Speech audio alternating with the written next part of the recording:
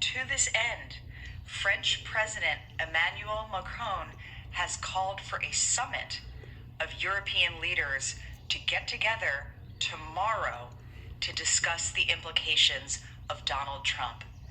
This is exactly what I'm talking about. The actions of the United States, the actions of this current administration affect the rest of the world.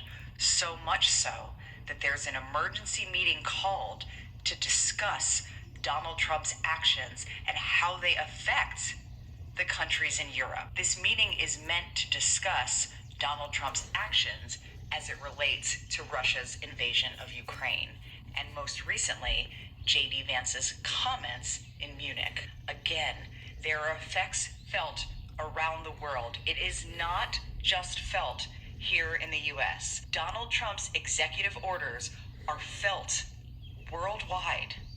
To this end, the book of Habakkuk, chapter 2, verse 3, and it reads, "For the vision is yet for an appointed time, but at the end it shall speak, and not lie. Though it tarry, wait for it, because it will surely come, and it will not tarry." Giving all praises, glory, infinite honor to YAHAWAH, BAHASHAM, YAHAWASHI, BAHASHAM, RAWCHAA, QADASH. Much respect to the brothers that teach, preach, and prophesy and the true doctrine of YAHAWASHI. Shalom to the Lord's elect, and double honors to the elders, the bishops, and the apostles of the great millstone. That is where I learned this truth. I want to thank the Most High, Yahawah, BAHASHAM, YAHAWASHI, for giving me the inspiration to do this lesson. Lord's willing, it'll be edifying and to the point. This is just going to be a very quick epistle here, and the Spirit says to go, because this is prophecy. I opened this lesson. Well, first and foremost, before I get started, usually on Sundays, my brother Malak and I, we go out and we preach on the highways and the byways. But today the weather is really, really bad, and the roads are really bad. They're actually advising people to stay off the roads, and it's not a wise. Sometimes you have to use wisdom. So, Yahweh willing, we'll be back in full swing in the next day or two, and we'll go live again. All praises, honor, glory to YAHAWASHI. This is the book of Habakkuk, chapter 2, verse 3, again from the top. It says, "For the vision is yet for an appointed time." What are the vision? The prophecies. "But at the end it shall speak." And they're speaking now. Look at this article. It's official. Europe not invited to U.S. Russia talks on Ukraine. "But at the end it shall speak and not lie." See, Yahweh is not a man that he should lie. "Though it tarry," it seems like it's taking a long time. "Wait for it, because it will surely come. It will not tarry," because all the words of YAHAWASHI are faithful and true, But at the end it shall speak, because this is the time that we're in. The Lord told Daniel to stand in his lot in the end times, and the knowledge and the wisdom will be increasing in the earth. And these are the times that we're in, because this is all the downfall of the greatest empire ever on earth. See, because it tells you in the scriptures, Yahweh willing, we'll get there, because we know that all these kingdoms have a set time to rule, and America is approaching its expiry date, 250 years. America is in existence 249 years. So 250 years, that's the average age for these empires. This is the book of Daniel, chapter 2, verse 44. "And in the days of these kings shall the power of heaven set up a kingdom, which shall never be destroyed, and the kingdom shall not be left to other people, but it shall break in pieces and consume all these kingdoms, and it shall stand forever." Because this is the final kingdom. As soon as Esau's kingdom goes down, this is it. Yahweh coming back to take down his kingdom. It will be the righteous kingdom forevermore. There will be no other kingdom. There won't be Russia. There won't be Korea. There won't be China. As soon as America goes down, that is it. That is the final kingdom. This is it. Then this is our 1 Corinthians 15, verse 24. "Then cometh the end, when he shall have delivered up the kingdoms of the Most High, even the Father, when he shall have put down all rule and all authority and all power."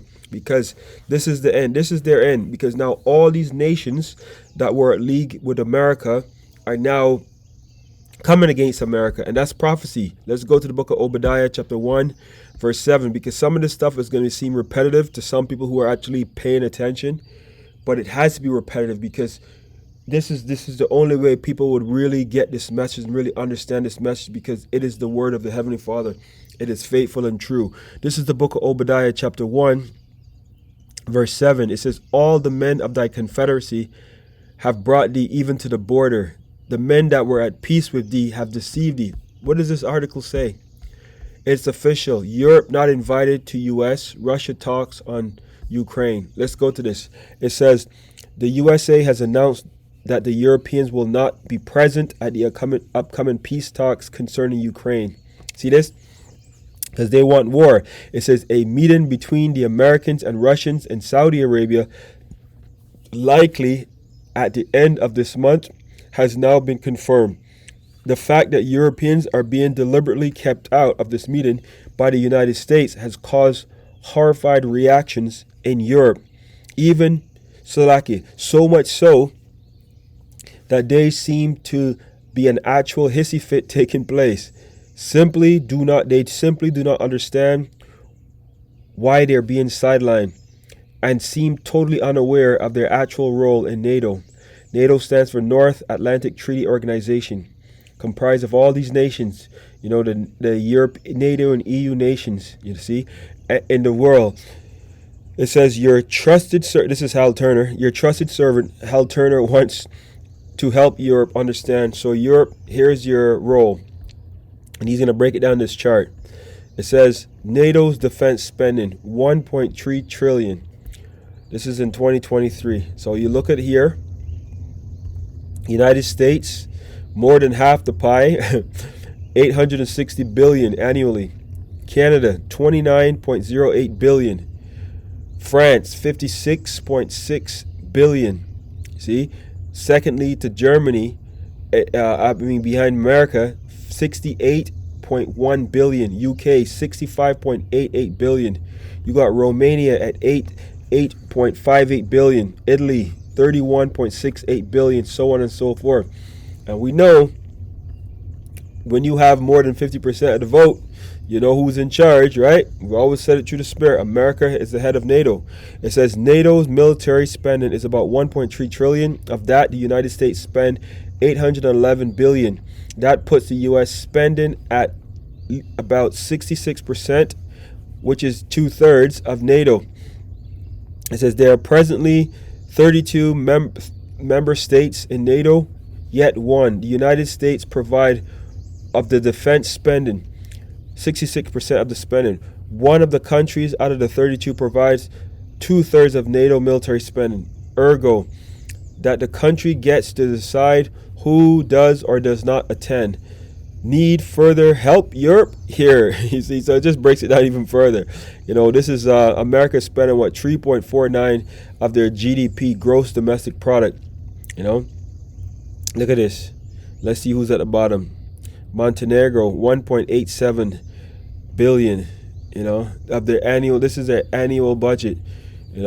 So just want to bring it out. It says the chart above shows how much the United States have to spend on defense in order to provide protection for itself and all those little NATO member countries.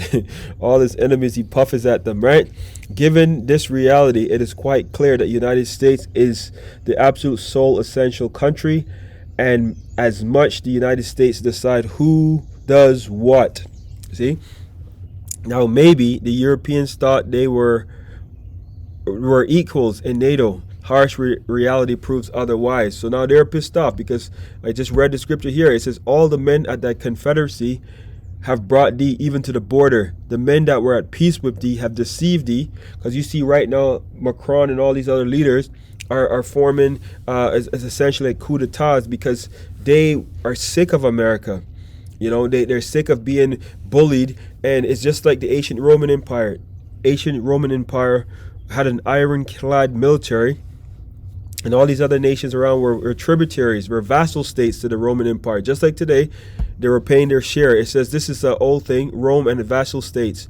It says The Roman Empire had vassal states or client kingdoms, and the concept of vassalage influenced the relationship between lords and vassals in the Middle Ages. Rome did have vassal states, Salakia. That feudal term, Rome had client kingdoms. Rome foreign clients were called amici populi Romani, friends of the Roman Empire. That's Latin. It says friends of the Roman Empire, and they were listed on the Tabula Amacoran, table of friends, sort of the most favored nations. Just like today, no difference. America is the revived Roman Empire, so no difference. So it says, in the U.S., that will be calling upon the most and worst if Russia-Ukraine conflict spreads. And the so-called leaders of many of these little countries in Europe seem to be psychiatrically delusional in their approach to the Russian-Ukraine conflict. For instance, the tiny countries in the United Kingdom of Estonia have the absolute most militant attitude and approach to the solution between Russia and Ukraine. You would think from the other things they say that they are very powerful. Reality shows otherwise. The United States Army has about 1.1 million troops. The British Army has a whopping 77,000 troops. The British Army can't even fill up Wembley Stadium in London. Estonia has about 6,000 troops. Radio City Music Hall in New York City holds more people than the Estonian Army has in it. What exactly does the British and the Estonians think their armies could possibly do against the Russian army? Realistically, both countries would precisely do nothing. Could do precisely nothing. Yet for some of these countries, they should think the USA-Russia negotiation. Both countries think they should be at the USA-Russia negotiation. No, if there was going to be an actual war between Europe between Russia and NATO, it would actually be between the United States and Russia, which is correct. NATO, because they have what's called Article 5. You touch one, you touch them all. NATO just doesn't have enough weight to do anything meaningful. As such, there's no reason whatsoever to include our NATO vassals. See, I didn't even know that was there. That's the thing. Vassal states, tributaries to America, just like the Roman Empire, in the discussions with Russia about Ukraine. Europe may not like the reality, but this is reality nonetheless. Besides, it has been Europe that pushed the Russian-Ukraine situation and actually caused the war. Why would the United States suffer allowing those very people sabotaging peace talks so they can push more? That's Hal Turner's remarks. Let's go to this one here. This is from a website called The Economist. Man, Salakia, give me 1 second. This is from a website called The Economist. It says, Donald Trump's assault on Europe. His invitation to Vladimir Putin to make a deal over Ukraine has thrown the transatlantic alliance into turmoil. This is just a partial. I don't have access to this thing. He says, for Europe, the shocks came in quick and bewildering succession. First, Pete Hegseth, America's defense secretary, told America's allies that his country was no longer the primary guarantor of the European security. Hours later, Donald Trump said he would open talks with Russia. Even the head of Ukraine and Europe, then on February 14th at the Munich Security Conference, an annual gathering, J.D. Vance and Vice President pictured unleash a stinging attack on Europe in effect backing the hard right alternative for Germany, AfD party 9 days before the country's election. After looking to America and its allies for decades, many leaders and officials wonder whether Europe's security was crumbling in front of their eyes. Oh yes, this is we're at the toes, the feet, Salakia, the feet. This is the vision that Daniel saw, that last empire of the feet is mixed with iron and clay. He said that's why the scripture says, if a kingdom divided cannot stand. And this is how you know that they're divided. And once again, the clay and iron cannot mix. No matter how much of a skilled tradesman you are, it will not mix. It will not be sturdy. And this is what is falling apart right before your eyes. This is the book of Revelation.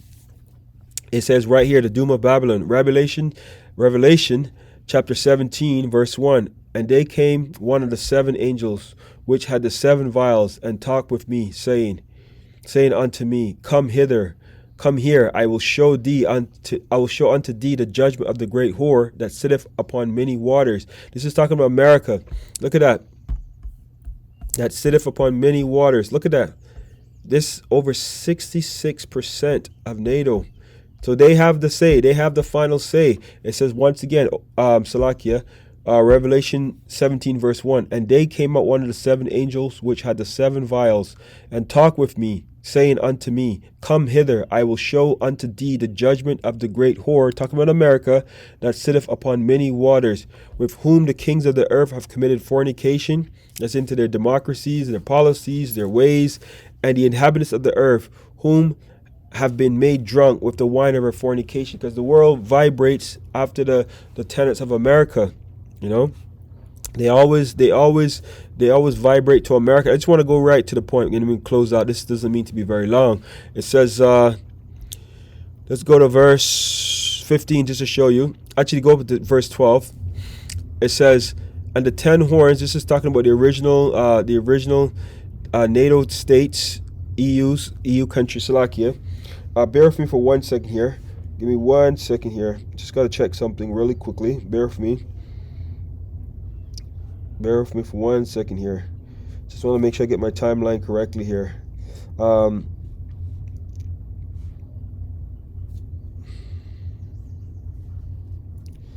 right, Salaki, I just have to check something really quickly. You see, because this is the whole point of this whole thing. NATO was created in 1949, and it was really to go up against the then USSR, the Soviet Union back then. Before, now all these countries. The Soviet Union collapsed in 1991 when Mikhail Gorbachev was the president at the time. But now, this is what NATO was created for, to defend against Russia and its allies. So originally, you have NATO had started with the 10 countries. It's 12 now, but all these other nations here are joining in. This is Salaki here. It says, and the 10 horns which thou sawest are 10 kings, which have received no kingdom, and yet received power as kings as one of the beasts.